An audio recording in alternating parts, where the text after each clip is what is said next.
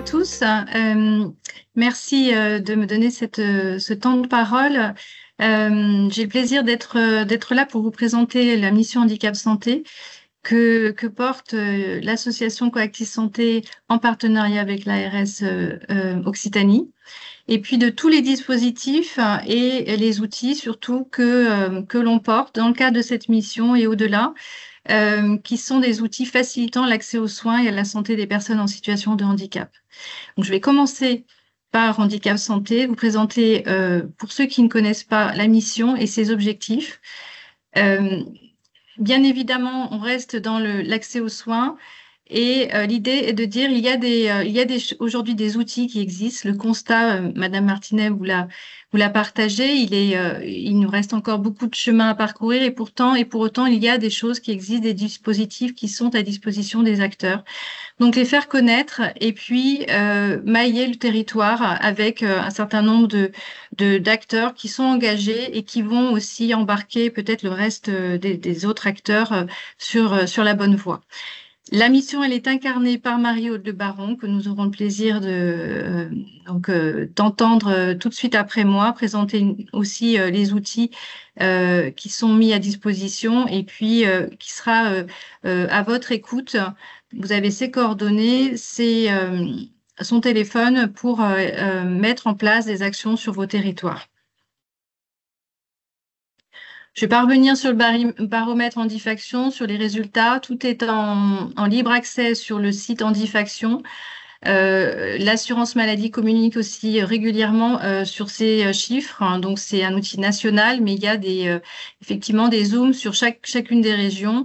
Les remontées des réponses sont faites de différentes manières, mais l'assurance maladie diffuse régulièrement le questionnaire à ses assurés. Et ce qui explique pourquoi on a sur certaines périodes des pics de réponse et d'autres c'est plus calme, mais de plus en plus d'établissements de santé mettent en place des moyens pour recueillir cette satisfaction, on va dire entre guillemets en temps réel, de l'accès aux soins des patients en situation de handicap. À notre connaissance, c'est le seul dispositif qui existe pour remonter ce taux de satisfaction. Et tout de suite, on va vers les solutions.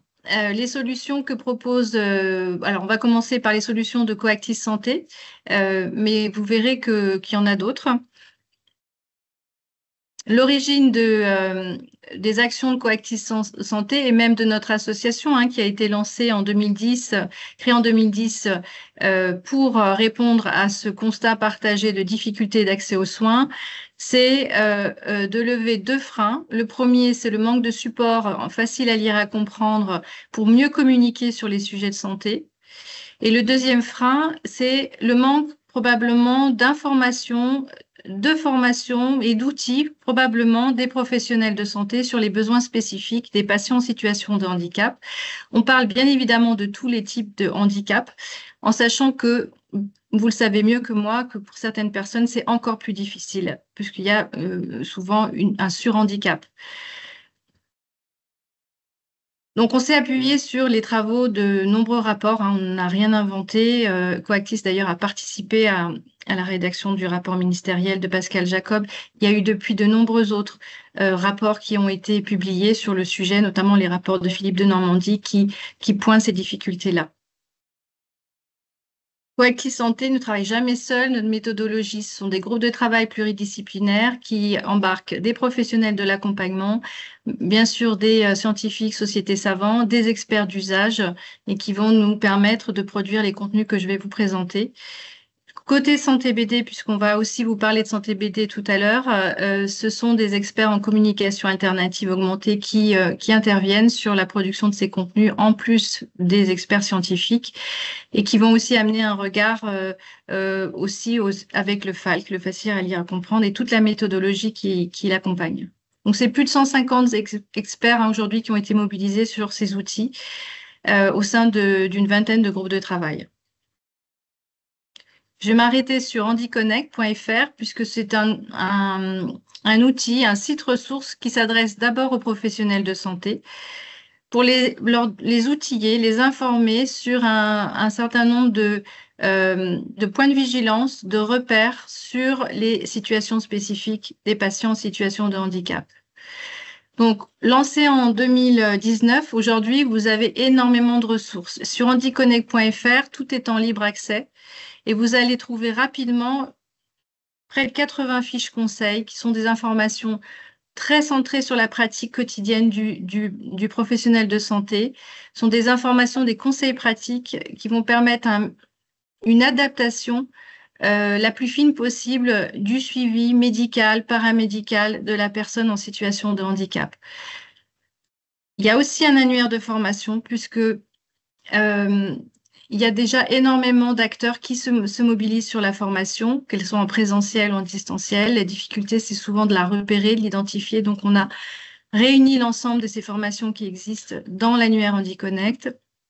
Et enfin, toute cette expertise qui a été mobilisée pendant ces groupes de travail, elle est, on va dire, mise à disposition de manière asynchrone, mais mise à disposition.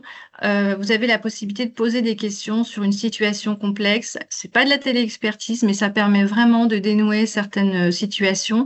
Souvent, les uns se posent des questions, mais les autres se posent les mêmes. Et l'idée, c'est ensuite de mettre en commun les réponses qui sont proposées. Je reviens sur les fiches conseils pour ceux qui n'auraient pas encore eu le temps d'aller sur le site HandiConnect. Ça se présente souvent sous une forme très, très concentrée. La plupart de l'usage de ces fiches sont lus d'ailleurs sur le lieu d'exercice du professionnel, donc plutôt sous un format numérique. Des points de vigilance, des points de prévention et de surveillance, les signes d'alerte, bien sûr les réseaux d'appui, tout ce qui peut être facilitant. Et puis de nombreux outils à télécharger, puisqu'on constate souvent qu'on est obligé de refaire, chacun dans son coin, on refait un peu la même chose. Donc l'idée, c'était de mettre en commun et de faire gagner du temps aux soignants. Donc savoir-faire, savoir-être, c'est vraiment ce qui résume ce que vous allez trouver dans HandiConnect aujourd'hui. 77 fiches conseils pour balayer tous les types de handicap, toutes les situations problématiques, que ça soit des sujets autour de la douleur, autour de la dénutrition, autour du suivi gynécologique, le vieillissement, l'avancée en âge des personnes en situation de handicap, les sujets autour de la protection juridique, et des conséquences sur l'accès aux soins, le sujet du consentement. Vous avez énormément de problématiques qui peuvent être transverses, plusieurs handicaps, et donc vous allez les retrouver aussi dans la section thématique de HandiConnect. Pour ceux qui connaissaient déjà HandiConnect, on vous a mis ici les dernières productions qui viennent d'être mises en ligne. Personnes handicapées vieillissantes, j'en ai parlé tout à l'heure. Donc, pour nous, c'est un sujet qui nous mobilise depuis plusieurs mois maintenant. Avec cette idée de donner de l'information sur les points de vigilance, les structures relais pour pouvoir accompagner l'avancée en âge de la personne en situation de handicap, si besoin. Et puis, un certain nombre d'outils de repérage qui existent. Ces outils existaient, mais étaient très éparpillés, difficiles à trouver. Donc, l'idée, c'était là encore de faire gagner du temps. Sujet des violences et sujet du TDAH. Bref. Aujourd'hui, on peut dire qu'on produit une dizaine de nouvelles fiches par an. Voilà. Donc, restez connectés.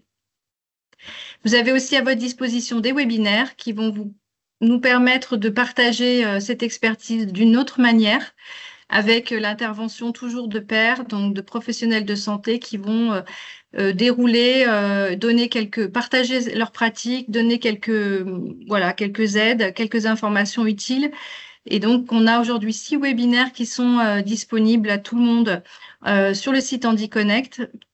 Et je crois que je vous ai mis, voilà, dans la diapositive suivante, vous avez aussi les prochains sur les épilepsies sévères et sur le vieillissement au mois de septembre. Donc, c'est le même format que celui d'aujourd'hui sur 1 heure. N'hésitez pas à vous inscrire, ce sont des webinaires qui sont gratuits. Voilà, pour finir sur le sujet HandiConnect aussi, sachez que vous avez à votre disposition des kits thématiques qui vont vous permettre de recenser ces supports par thématique. Ces kits sont des kits de diffusion et ils pourront vous être envoyés. Je vous ai mis le contact de Marie-Aude qui sera de toute façon à votre écoute si vous avez besoin d'un certain nombre de supports pour mobiliser chez vous les équipes sur ces sujets d'accès aux soins et d'accueil spécifique. Voilà, je vais m'arrêter là, passer la parole à Marie-Aude qui va enchaîner sur Santé BD. Bonjour à tous, merci beaucoup. Donc effectivement, moi je suis chargée de mission pour le projet Handicap Santé qui est mené en partenariat avec l'ARS Occitanie et donc votre interlocutrice si vous avez besoin d'informations complémentaires. Donc je vais vous parler effectivement moi, plus précisément du dispositif Santé BD qui vise effectivement à répondre à cet axe de problématique qu'on avait pu soulever, à savoir effectivement le frein étant dans l'accès aux soins étant la communication et la compréhension des personnes en situation de handicap. Donc effectivement, l'objectif de Santé BD est d'apporter une communication qui soit accessible aux personnes en situation de handicap. Donc, effectivement, comme vous pouvez le voir sur cette petite diapositive, ce sont tout simplement des BD. On peut effectivement voir que les différents accès aux soins, les différents supports d'information, pardon, vont être des BD en facile à lire et à comprendre. Alors, pour effectivement faire simple, et c'est souvent une difficulté, nous travaillons avec un collège d'experts qui va effectivement rendre l'information fiable et nous travaillons également avec des personnes en situation de handicap qui vont, elles, pouvoir effectivement valider la formule, valider l'expression, le facile à lire et à comprendre. Donc, toutes ces opérations, toutes ces BD que vous pouvez retrouver sont en accès libre sur santébd.org, pardon. Autre axe important et un des atouts du support, c'est la personnalisation possible des supports. Vous pouvez effectivement choisir le sexe et l'âge de la personne, ce qui va permettre d'adapter le support à la personne qui va avoir un soin ou qui va entrer en consultation. Aujourd'hui, nous avons sur le site santébd.org plus de 80 thèmes de santé, donc notamment pour des choses qui sont très spécifiques, telles que la gynécologie, vie affective et sexuelle, mais également sur des axes de prévention, sur la douleur notamment, ou des choses qui sont beaucoup plus spécifiques sur l'imagerie médicale. Donc tout un panel qui était impossible aujourd'hui de vous dresser l'exhaustivité des propositions. Néanmoins, est toujours intéressant effectivement de pouvoir aller voir sur le site ce à quoi vous pouvez vous intéresser. L'objectif donc de Santé BD, ça va être d'apporter une information claire, simple aux personnes en situation de handicap. Donc les professionnels de santé eux-mêmes peuvent s'en saisir, bien évidemment, pour expliquer un soin, une consultation, un examen qui va avoir lieu, mais également c'est quelque chose qui peut être et idéalement anticipé dans une démarche d'habituation aux soins par les accompagnants, que ce soit les accompagnants en établissement médico-social ou les accompagnants familiaux. Donc l'idée étant effectivement d'expliquer à la personne le soin qu'elle va recevoir. Alors, non seulement, effectivement, on a des apports qui concernent le soin, mais également des supports qui permettent d'être dans des actions de prévention pour les personnes. On peut le voir sur différentes addictions. On a représenté le tabac, mais il existe également sur le cannabis et l'alcool. Tout un volet qui est relatif à la vie affective et sexuelle et un kit notamment, donc vie affective et sexuelle, qui peut vous être communiqué à la demande.